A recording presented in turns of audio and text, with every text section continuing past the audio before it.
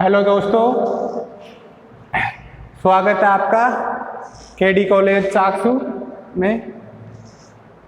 कल अपन ने डिस्कस किया था क्वांटम मैकेनिक्स के बारे में। अपन पढ़ रहे थे क्वांटम मैकेनिक्स क्या होती है, इसकी क्या आवश्यकता पड़ी, ये सब अपन ने पढ़ा था। बीएससी थर्ड ईयर की फर्स्ट बुक है ये, बीएससी बीएड थर्ड ईयर और बीएससी में भी चलती है, दोनों में लगभग सेम कोर्स है।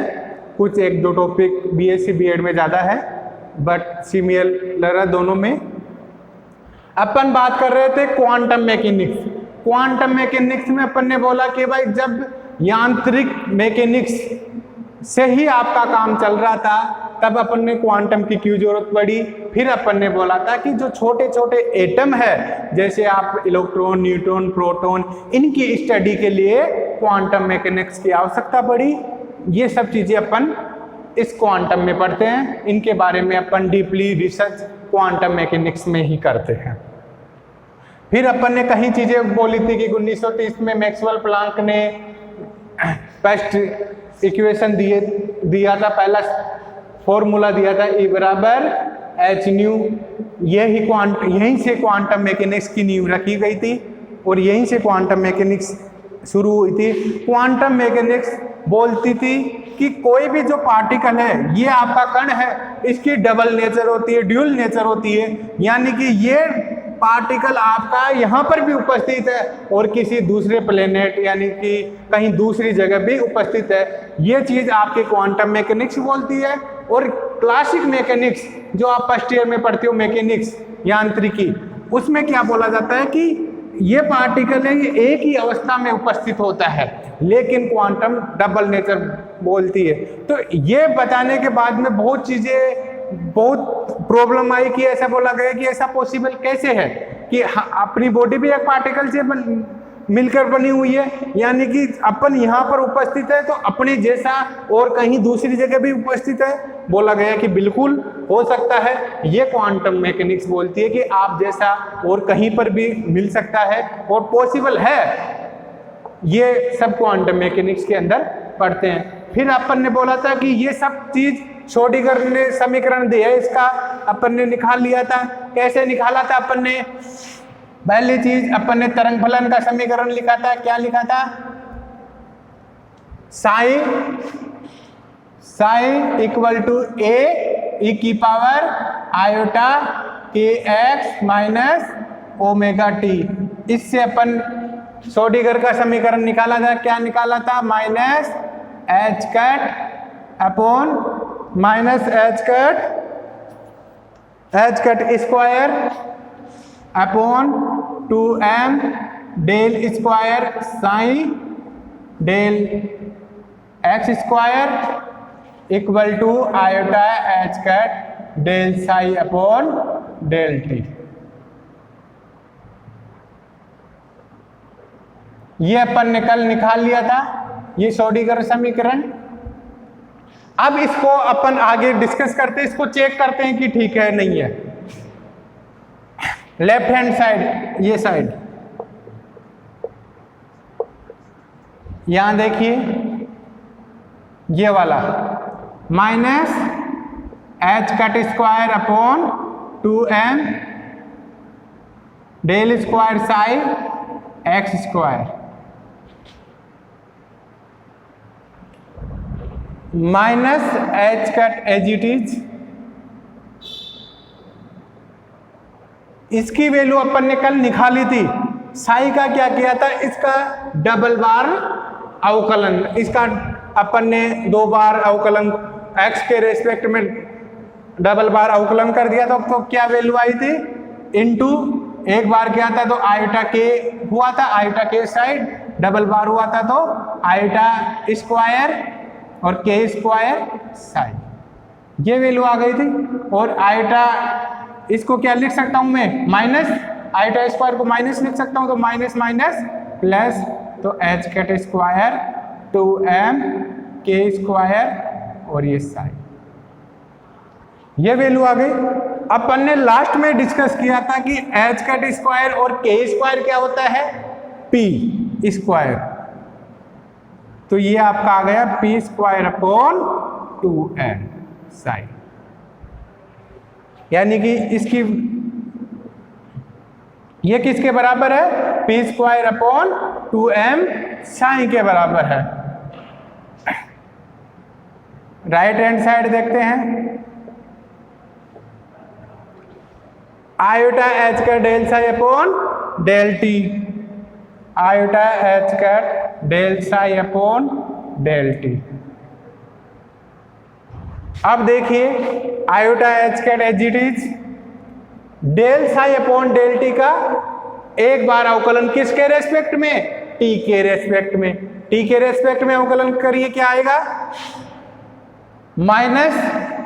माइनस आयोटा आयोटा ओमेगा, ये टी का 1 हो जाएगा, और साई आप करके देख लिए, कल अपन ने इसका अवकलन किया था तो क्या वैल्यू निकल के आई थी? Minus iota Sai.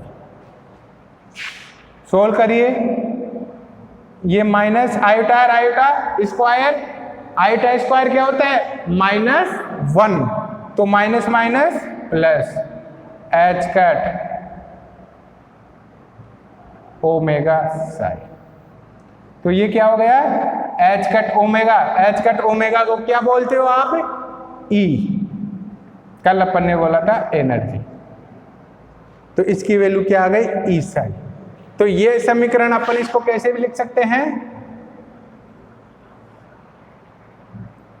E psi equal to p²/2m psi, psi से साई कैंसिल, तो E बराबर p²/2m।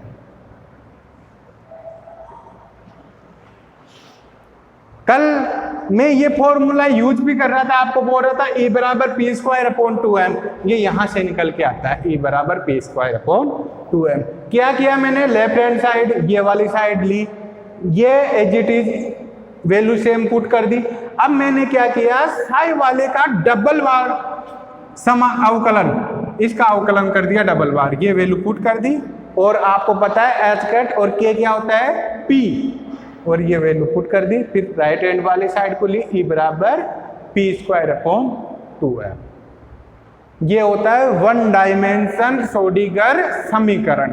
अगर 2 डायमेंशन की बात करता, इसका मतलब ये एनर्जी के बराबर आ रहा है, इसका मतलब ये ठीक है। आपको बोल सकता है कि श्रोडिंगर समीकरण को उत्पन्न करो और इसको प्रूव भी करो, तो आप वहां से शुरू करोगे यहाँ से, और कल वाला समीकरण निकालोगे पूरा ये वाला, और ये प्रूव करने के लिए E बराबर p²/2m तक आप इसको प्रूव करके दिखाओगे। अब अपन बात कर रहे हैं 2 डायमेंशन श्रोडिंगर, ये 1 डायमेंशन में था, अब 2 डायमेंशन श्रोडिंगर समीकरण। तो 2 डायमेंशन में क्या हो जाएगा?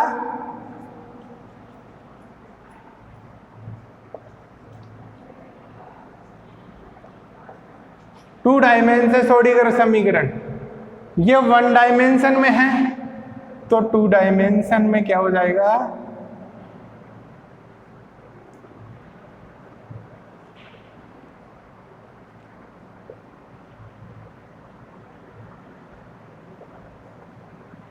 टू डायमेंशन में आयोटा एच का del psi upon del t, ये 2 डायमेंशन समीकरण होता है। 2 डायमेंशन में आपको पता है, एक डायमेंशन x की बात करते हैं, 2 डायमेंशन 2 चीज आ गई, बस आपको कुछ नहीं करना, x और y एक चीज और लिख देनी है, 2 डायमेंशन हो गया। ठीक है, अब बात करते हैं अपन 3 डायमेंशन की। 3 डायमेंशन श्रोडिंगर समीकरण।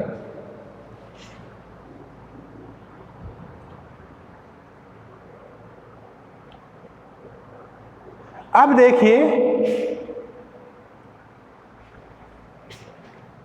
इसको मिटा रहा हूं मैं, ये आप नोट कर सकते हो।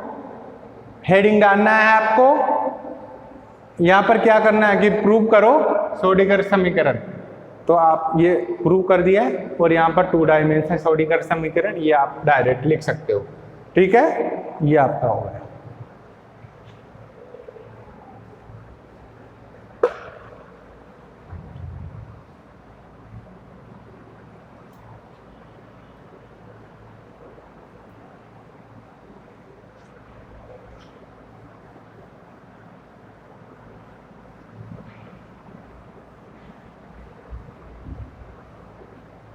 अब अपन देखते हैं 3 डायमेंशन।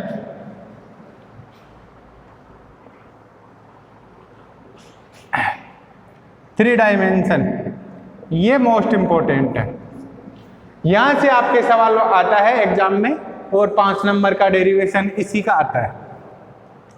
अब देखिए इसमें आपको करना है जो एनर्जी होती है ई, ये क्या होती है? Total energy, kinetic energy plus potential energy.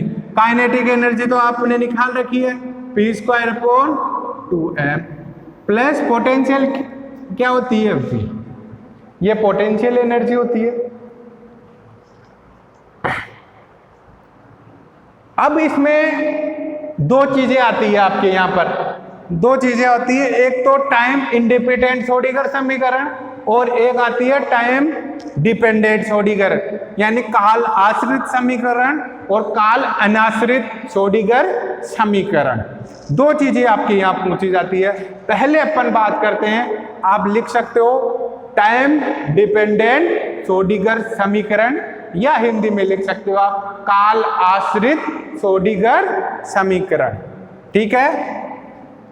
ई काल आश्रित में क्या हो जाता है? साई डेल टी, डेल का मतलब आप समझते हो, डेल में क्या होता है? एक्स वाई जेड, तीनों चीजें आ जाती है, del x, del y, del z, ये तीनों चीजें इसमें डेल में आ जाती है। टाइम डिपेंडेंट है तो ये काल आश्रित है तो ये टी साथ में आ जाएगा। तो ये फंक्शन है आपका जो साई, उसमें इसमें क्या हो सकता है? एक्स वाई जेड तीनों कुछ भी हो सकता है, और उसके साथ में क्या होगा? समय का फंक्शन भी होगा। दोनों चीजें इसमें आपके साथ में होगी। P²/2m psi del t plus V function है डेल टी का। ये आपका काल आश्रित श्रोडिंगर समीकरण होता है। इसको इस फॉर्म में लिखना है अपन को। कैसे लिखेंगे? ये किसके बराबर होता है? इसके बराबर। तो आप लिख दो iota h cut del t. Psi का फंक्शन क्या है यहां पर? साई है डेल टी का। ठीक है।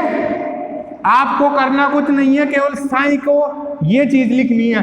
इसका मीनिंग क्या है? इसका मतलब क्या है कि इसमें एक्स वाई जेड और टी सभी चीज है। जो ये फंक्शन है ना, ये इस टाइप का है, इसमें एक्स वाई जेड टी कुछ भी हो सकता है, और ये समय का फंक्शन है। तो यहां पर आपने इसकी जगह ये पुट कर दिया। इसकी वैल्यू क्या होती है? ये minus h cut square 2m और del square x square. Psi की जगह क्या पुट कर दूंगा मैं? Psi del t. ओके। और ये potential energy as it is, ये साई का फंक्शन है।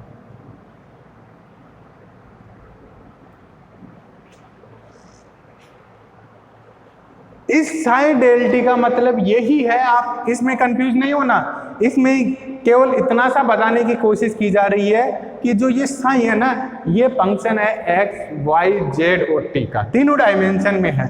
ये आपका काल आश्रित श्रोडिंगर समीकरण है। आपको पूछता है कि काल आश्रित श्रोडिंगर समीकरण बताओ, तो आपको लिखना है आयोटा एच का डेल साई फंक्शन है डेल टी का, और ये चीज ये है काल आश्रित श्रोडिंगर समीकरण। ठीक है। इसके बाद में अपन बात करते हैं, अब ये है मोस्ट इंपॉर्टेंट, टाइम इंडिपेंडेंट काल अनाश्रित श्रोडिंगर समीकरण। टाइम इंडिपेंडेंट श्रोडिंगर समीकरण। अब इसके बारे में अपन बात करते हैं। अब ये किससे, इसी से ये निकालेंगे, तो आप ये वाली समीकरण लिख दो, iota h cut del t psi function किसका है, del t equal to minus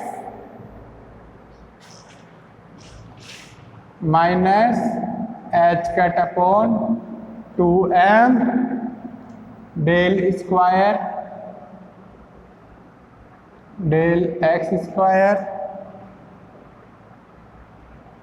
sign del t plus B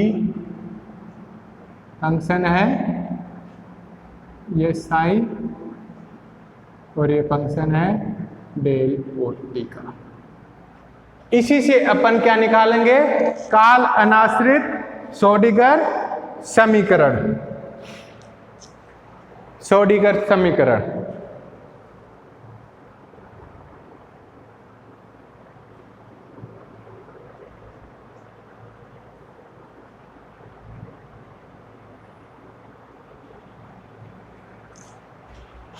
आप इसमें एक चेंज और कर सकते हो, जो ये डेल है, डेल की जगह आप आर भी पुट कर सकते हो।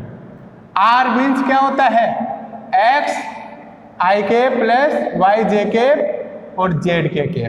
तो ये तीनों को रिप्रेजेंट कर रहा है, तो आप इसको ऐसे भी लिख सकते हो, psi r t equal to minus h cut 2m del square psi, और यहां पर हो जाएगा ये फंक्शन है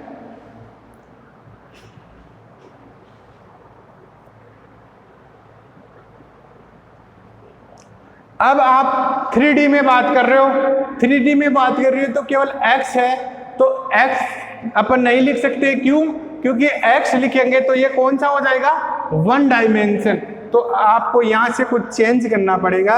इसको मैं ऐसे लिख सकता हूं, डेल स्क्वायर। अब इसमें तीनों चीजें आ गई, आपको पता है डेल क्या होता है, आइटा एक्स आई के प्लस वाई जे के और ये जेड के। डेल का मतलब ये होता है एक्स वाई जेड। अगर स्क्वायर करूंगा तो ये एक्स स्क्वायर वाई स्क्वायर इनका स्क्वायर हो जाएगा, आई जे के 1 हो जाएंगे। तो यहां पर मैं इसको कैंसिल करके और यहां पर क्या लिख रहा हूं मैं, डेल, और यहां पर भी फंक्शन आर का करना पड़ेगा, ये लिख रहे हैं तो ये फंक्शन आर। इस आर और टी का मतलब है इसमें एक्स वाई जेड और टी तीनों है, ये हो गया। अगर 1 डायमेंशन होता तब तो अपन लिख सकते थे,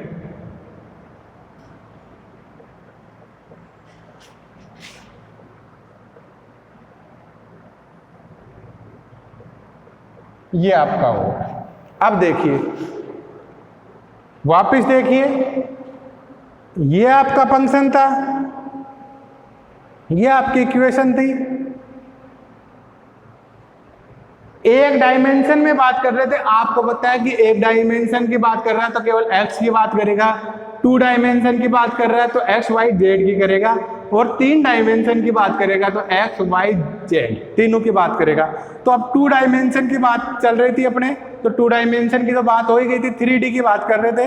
तो 3D में अपन को क्या करना पड़ेगा, डेल लिखना पड़ेगा, या यहाँ पर अपन को x square y square z ये तीनों चीजें लिखनी पड़ेगी।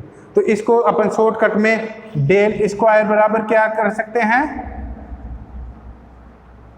ये स्क्वायर प्लस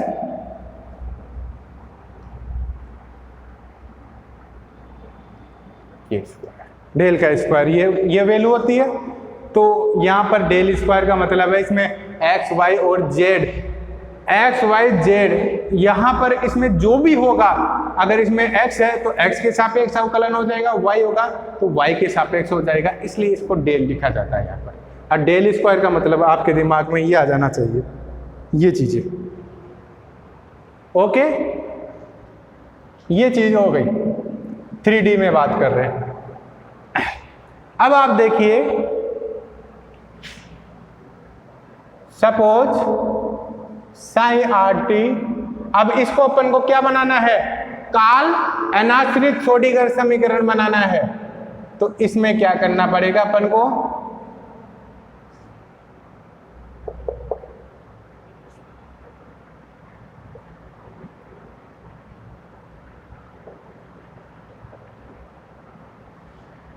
पोटेंशियल एनर्जी होती है वो कभी भी टाइम पे डिपेंड नहीं करती, तो इसको फंक्शन होती है केवल आर का। साई आर टी है तो मैं इसको डबल बार ऐसे लिख रहा हूं, साई आर फाई टी, दो चीजों में डिवाइड कर लिया। क्यों कर लिया, क्योंकि इसको अपन को क्या करना है, काल अनाश्रित श्रोडिंगर समीकरण बनाना है। ये चीजें इसमें पुट कर रहे हैं अपन। पहले ये वाली टर्म्स लिखते हैं, ये वाली इधर से,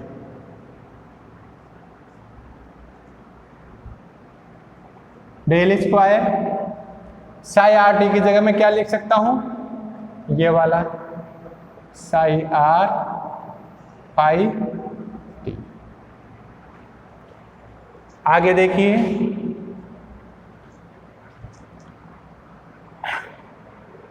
v साई आर टी की जगह केवल वी आर लिख सकता हूं, plus v r equal to ये वाला iota h cut del t upon, और साई आर टी की जगह साई आर और फाई।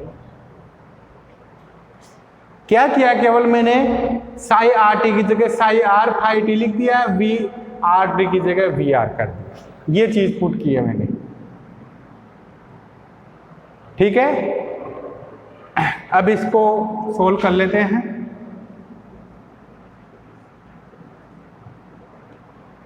अब देखिए, अब आपको पता है इस डेल स्क्वायर में क्या है, ये किसका अवकलन करेगा, केवल x, y और z का, तीनों का करेगा। t से इसको कोई लेना देना नहीं है, तो इस t को अपन बाहर भी लिख सकते हैं। तो इसमें क्या बचेगा, केवल r,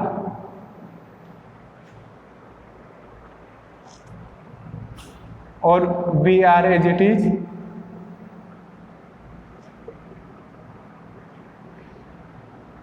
इधर क्या हो रहा है, केवल ये टी का अवकलन करेगा, साई आर का कोई मीनिंग नहीं है इसमें, तो ये साई आर बाहर हो गया, डेल अपॉन डेल टी, और ये फाई टी। ठीक है। अब इसमें देखिए, अब करना क्या चाह रहा हूं मैं, इसको टाइम इंडिपेंडेंट बनाना चाह रहा हूं, यानी कि इसमें से ये टी वाला फंक्शन हटाना चाह रहा हूं। तो इसको मैंने क्या किया, इसको इसी से वापस ये वाले टर्म से इससे डिवाइड कर दिया, इसका भाग लगा दिया इसमें, यानी कि ये जो टर्म है आप इसमें मैंने इसका डिवाइड कर दिया, किसका, divided to the psi r और फाई टी, इसका भाग लगा दिया है मैंने इसमें। करो क्या होता है, माइनस एच कैट 2l, इसका इसमें भाग लगाऊंगा तो क्या होगा,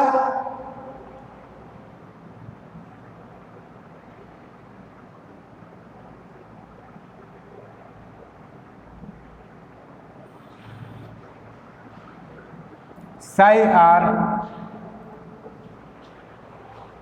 यहां पर अपन लिखते हैं ये चीज, तो फाई टी से फाई टी कैंसिल हो गया, बचा क्या, साई टी, केवल ये साई आर बच गया, फाई टी ऊपर और नीचे वालों से कैंसिल हो गया, तो यहां पर क्या बचा 1, और ये आपका del square psi r as it is. ठीक है।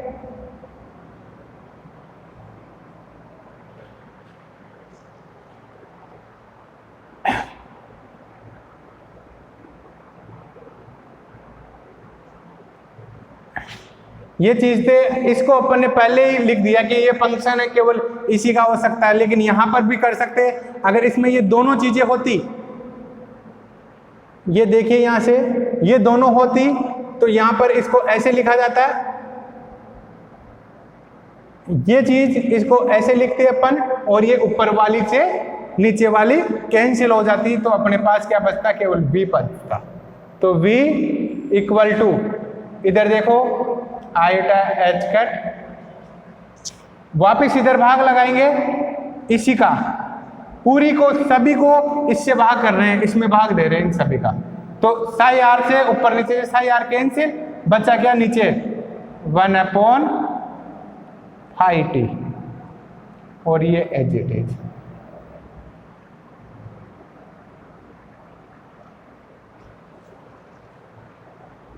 बताइए, आप अगर इसको ऐसे भी नहीं लिखना चाहो तो ऐसे भी कर सकते हो। अब आपको यहां पर कोई प्रॉब्लम नहीं होगी, आप इसको ऐसे लिख सकते हो कि v साई है, फंक्शन है r और t का। यहां पर कैसे लिखा आपने, ऐसे लिख दो इसको, साई r और ये फाई t। अब कोई प्रॉब्लम नहीं। अब आराम से इसका इसमें भाग लगा दिया, तो पहले इधर से किया, फिर इधर से किया, और पहले तो ये वाली इसमें वैल्यू पुट कर दी, और फिर आपने क्या किया, ये था जो अंदर जिसका अवकलन नहीं हो रहा था उसको बाहर ले लिया पहले, और फिर ये चीज आपने कर दी। इसमें भी लिख दो ये वाली चीज, v बराबर साई r और फाई t। ठीक है, ये चीज आ गई।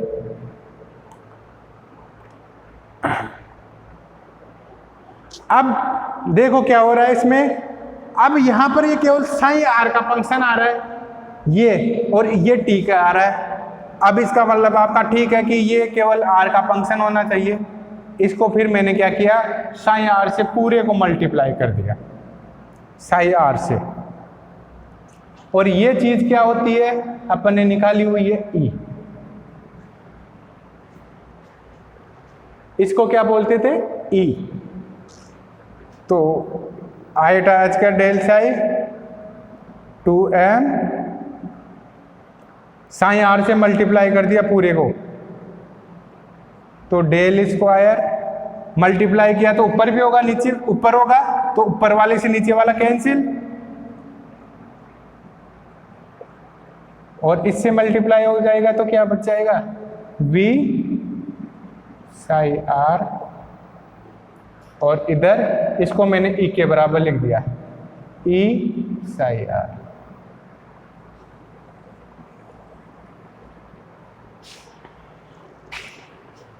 ये आपका फंक्शन हो गया, e बराबर psi r equal to minus h cut square 2m del square psi are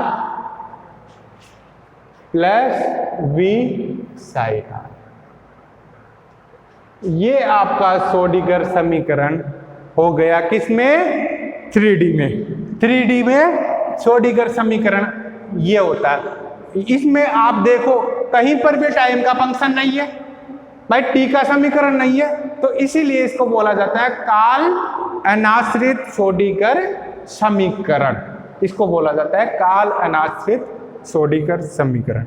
वापिस देखिए दोबारा, मैंने बोला कि 3D में काल अनाश्रित सोडिगर समीकरण लिख रहे हैं, यहां पर आप लिख लो काल अनाश्रित सोडिगर समीकरण।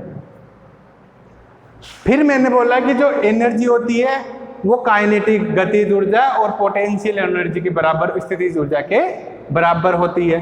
फिर मैंने क्या किया, इसको काल ये वाला यहां तक तो आश्रित था, इसको आश्रित है, अनाश्रित तो यहां से शुरू किया था अपन ने, यहां से, ये तो काल आश्रित था। तो अब मैंने क्या किया, केवल इसको साई डेल टी से मल्टीप्लाई कर दिया सभी को।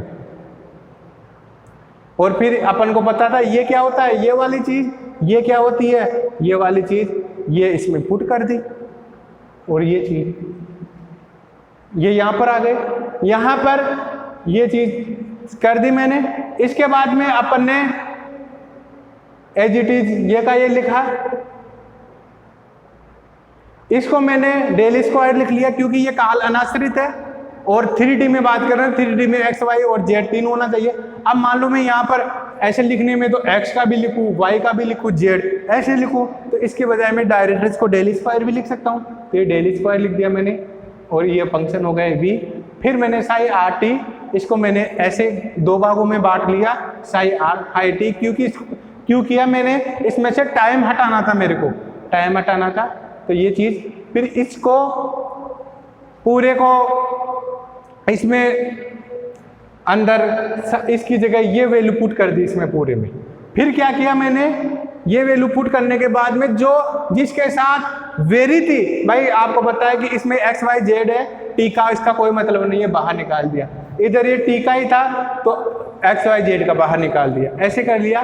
फिर इसी से वापस इसमें भाग लगा दिया, इसका ये सभी का भाग लगा दिया। फिर क्या किया, इन सबको हटाने के लिए साई आर से वापस इसको गुणा कर दिया साई आर से। ये आपका फंक्शन हो गया, ये आपका काल अनाश्रित हो गया, इसमें कहीं पर भी नहीं है। और ई साई की जगह में क्या लिख सकता हूँ, ई बराबर क्या है आया मेरा, अगर आपको टाइम निकालना तो ई बराबर iota h cut 1/5t del t हाई टी। अगर टाइम निकालना है आपको तो आपको टाइम ऐसे निकालना है, इससे इस फॉर्मूले से आपको आपके दो फॉर्मूले निकल के आ गए, काल अनाश्रित श्रोडिंगर समीकरण और टाइम का। और ये टाइम डिपेंडेंट है और ये टाइम इंडिपेंडेंट श्रोडिंगर समीकरण है। ठीक है, अगर इसमें आपको कुछ भी प्रॉब्लम आ रही है, जब आप क्लास में आओगे तो और इसके बारे में अपन डिस्कस कर लेंगे। ये ये बहुत इंपॉर्टेंट है, इसमें से हमेशा या तो काल आश्रित पूछा जाता है या काल अनाश्रित श्रोडिंगर समीकरण हमेशा रहता है। ठीक है, ओके, थैंक यू।